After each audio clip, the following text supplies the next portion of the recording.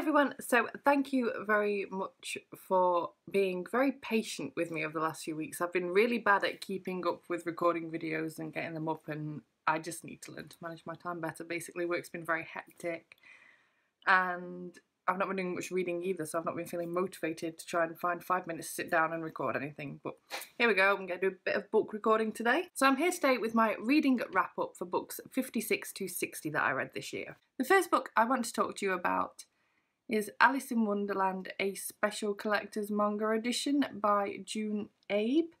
And I got this book from the publisher via NetGalley in return for an honest review, and I gave it 3 stars. It's based on the Disney version of Alice in Wonderland, and so that's sort of Tim Burton's version. So when reading through it, you could see Helena Bonham Carter in the images and you could make out Johnny Depp as the Mad Hatter, and that was quite nice actually. It was quite a nice little twist to read something in that way. However, at the same time, I feel like once you've read one Alice in Wonderland book, you've read them all. And while this one is quite special and does bring something good to the table, I'm not the world's biggest fan of Alice in Wonderland. Obviously I like it, but I don't love it.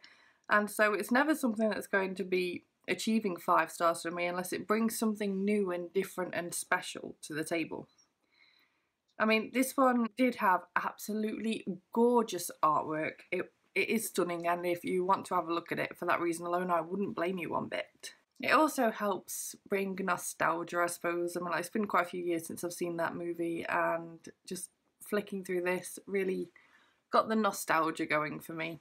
And because this was based on Tim Burton's movie, obviously it was quite dark, and I felt like that worked in this book's favour. It was nice to read Alice in Wonderland with a little bit of a twist, and I enjoyed that. Now, the copy that I got on NetGalley wasn't the full edition. It was still a good chunk, which is why I've rated it. Normally if I read a sample I won't even bother rating it or mentioning that I've read it, but this is a big chunk that I still read. It just wasn't the whole thing, and so I needed to state that to make sure that obviously my review is honest and accurate and true. So yeah, if this is the sort of thing that interests you, if you're really into Alice in Wonderland, that kind of thing, then I recommend you pick this one up. The next book I read was Kiss Kiss by Roald Dahl, and I gave this book 4 stars, and I was really pleasantly surprised by this one. This is another one of his adult story, short story collections, and I read Someone Like You by him earlier this year, and I was left really disappointed by it. But this one was something really special. I really enjoyed it. It had really the correct balance between horror and humour for me. And with any short story collection, there was some that I loved, there was some that I struggled with, but really the vast majority came into the loved bracket. It was only a couple that I was a bit unsure about or didn't enjoy or just didn't think were maybe up to scratch compared to the rest of the collection. And these are just great because they give you such dark, twisted themes. They really enhance the shock factor, but at the same time they don't provide any graphic content, so you don't read it and feel sick. You're not sort of grossed out, you're just freaked out, and that's a really good balance that I feel he hit there. The only reason I really gave this book 4 stars rather than 5 is because I felt like some of the stories were really predictable.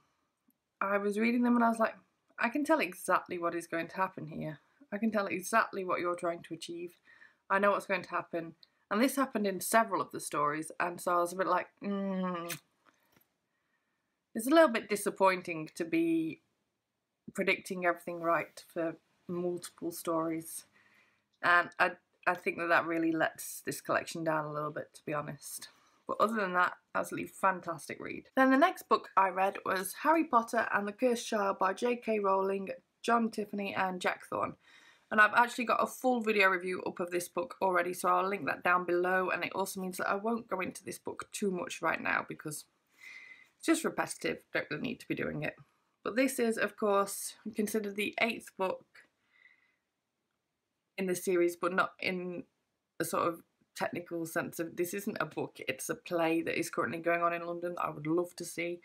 I really feel like after reading this I was just amazed and want to know how it all works on stage. So this is a very controversial book. You either love it or you hate it. Yes, I keep calling it a book, Play, play, play. I'm still going to keep calling it a book. But I gave it 5 stars. I feel like, in hindsight, that was a little bit over the top. I was a bit like, oh, it was Harry Potter, 5 stars. But I did really enjoy it. I'm not going to go back and change my rating. That is how I felt at the time, and I'm going to stick with that. But it's probably more of a 4 star, really. I just got carried away. But 5 stars it shall remain. I found this really easy to read. I know that the idea of reading a play can be daunting to some, and indeed I was a little bit apprehensive.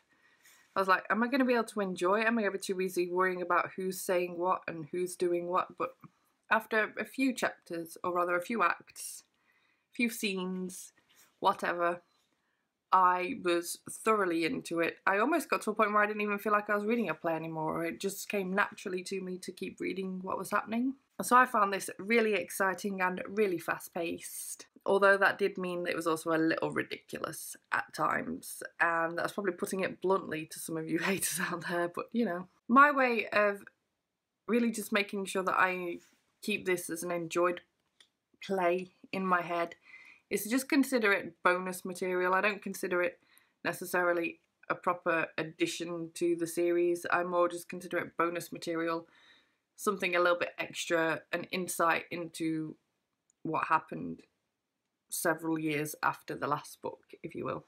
Next we have Illuminated by Amy Kaufman and Jay Kristoff. And I also gave this book 5 stars. And if you're not aware, although you should be because this book has been pretty massive on BookTube, this is the first book in a YA sci-fi series, and it got so much hype. It is unbelievable, which is why I didn't really read it for ages. I just wanted to let everything calm down a little bit. And now the sequel is getting loads of hype because that comes out this month, and I'm really excited to pick it up. But again, I'm probably going to leave it quite a while. This series just seems to do no wrong for a lot of BookTube.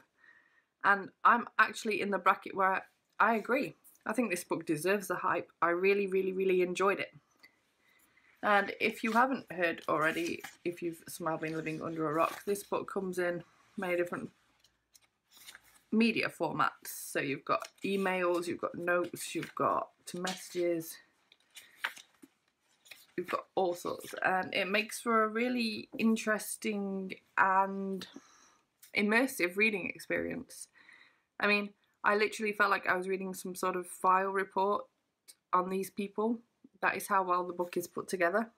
But I feel like the downside to this is that it really made me struggle to get into the book to begin with. I'd say that I didn't really feel invested until maybe 200 pages in, and that is quite a chunk to have to read to feel invested. I do feel that it was worth it, but I really wish it had been easier to get into than that, to be honest. I really would have also liked a little bit more world building. I found myself thinking and asking questions in my head and not really ever always getting answers. And I just want to know more, basically, but maybe we'll get that in the second book, who knows. Overall, I found this a really solid introduction to the series, and I can't wait to see what comes next. Finally today we have The Midnight Watch by David Dyer, and I got this book from the publisher via NetGalley in return for an honest review, and I gave it 5 stars. It is a historical fiction novel based upon the Californian, which was a ship that was nearby the Titanic the night that it sank.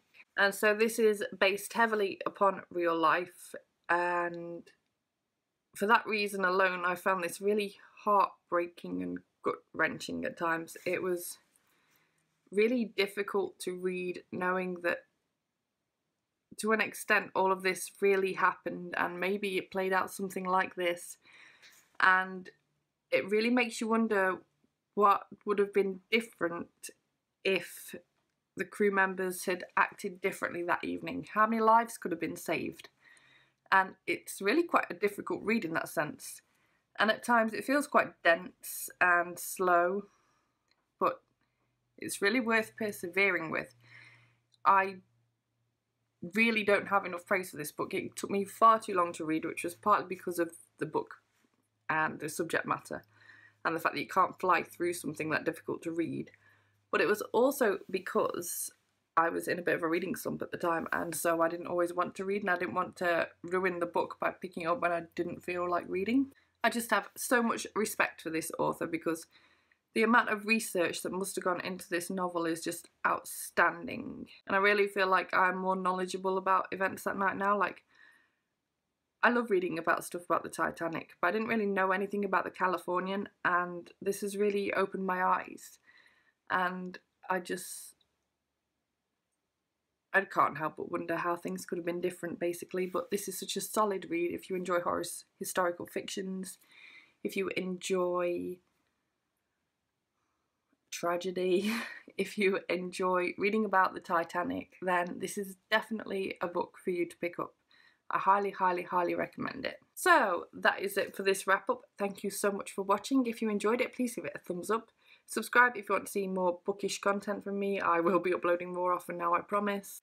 And I will see you in my next video. Bye bye!